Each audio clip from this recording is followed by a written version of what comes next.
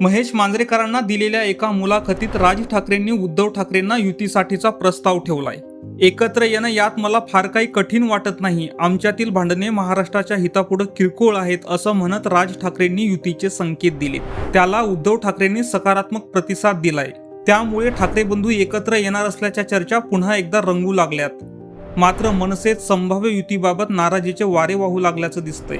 मनसे नेते संदीप देशपांडे यांनी उद्धव ठाकरे मुख्यमंत्री असताना भोंग्यासाठी आमच्यावर 17,000 केसेस टाकल्या, यासाठी ते मनसैनिकांची माफी मागणार का, असा थेट सवाल देशपांडेंनी केलाय।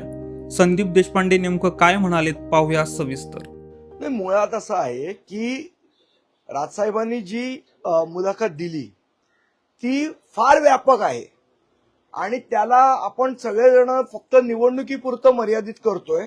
मला असं वाटतं हे महाराष्ट्राचं दुर्दैव आहे। मराठी माणसासाठी, महाराष्ट्रासाठी जेव्हा ते म्हणतात की सगळ्या पक्षांनी मराठी या विषयासाठी एकत्र आलं पाहिजे, महाराष्ट्र या विषयासाठी एकत्र आलं पाहिजे, तेव्हा तो काही विषय फक्त निवडणुकीपुरता मर्यादित नाहीये। मग फक्त निवडणुकीपुरता विषय मर्यादित ठेवणं म्हणजे वैचारिक दरिद्रता आहे असं आमचं स्पष्ट म्हणणं आहे।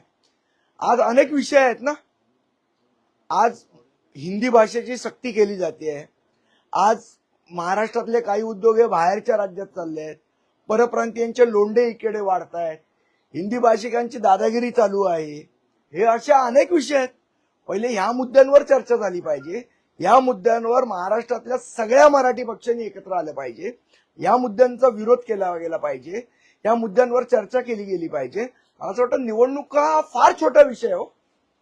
महाराष्ट्र आणि मराठी माणसापुढे, त्याच्या हितापुढे निवडणुका हा काही विषय नाहीये।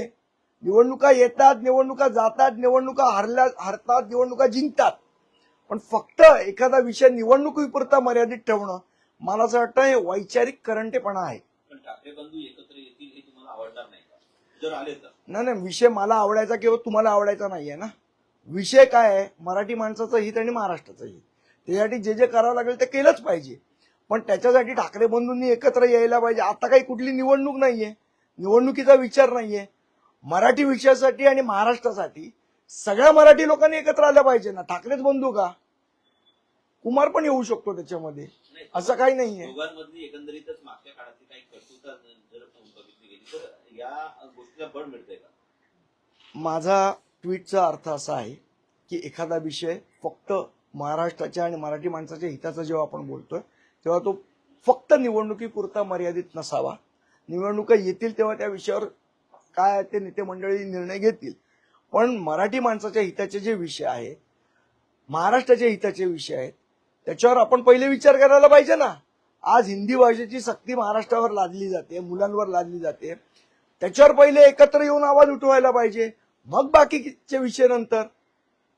आज ज्या पद्धतीने दादागिरी चाललेली आहे, एखादं जर समजा अनधिकृत बांधकाम, मला माहित नाही ते कोर्टात केस पेंडिंग होती की नाही, मला कल्पना नाही, पण तोडल्यानंतर जर एक समाज एकत्र येत असेल तर मला असं वाटतं हाही मोठा विषय आहे। त्याच्यासाठी वॉर्ड ऑफिसर सस्पेंड होत असेल, हाही मोठा विषय, याच्यावर पण चर्चा व्हायला पाहिजे की ते बांधकाम अधिकृत होतं का अनधिकृत होतं।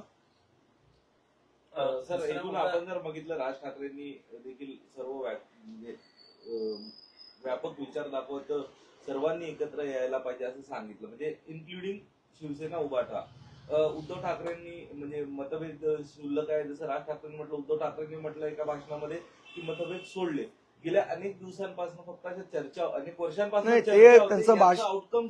त्यांचं भाषण असं चालू, मी जे ऐकलं ते की महाराष्ट्र द्वेष्टी लोकांना तुम्ही भेटू नका, बोलू नका असंही म्हणाले ना ते। आता जसं भारतीय जनता पक्ष हिंदुत्वाचं सर्टिफिकेट वाटत सुटली आहे की हा हिंदुत्ववादी, हा हिंदुत्ववादी नाही, हा हिंदुत्व द्वेष्टा, हा हिंदुत्व द्रोही। पहिली गोष्ट, भारतीय जनता पक्षाने असं सर्टिफिकेट वाटू नये ही आमची भूमिका आहे। त्याचप्रमाणे हा महाराष्ट्र प्रेमी, हा महाराष्ट्र द्रोही, ह्याचं सर्टिफिकेट वाटण्याचा अधिकार शिवसेनेला नाही। असं आहे की बात निकलेगी तो बहुत दूर तक जाएगी। 17,000 केसेस भोंग्याच्या आंदोलनाच्या उद्धव ठाकरे मुख्यमंत्री असताना आमच्या महाराष्ट्र सैनिकांवर टाकली। ती चूक आता उद्धव ठाकरेंना वाटते का? आणि जर वाटत असेल तर महाराष्ट्र सैनिकांची माफी मागणार का?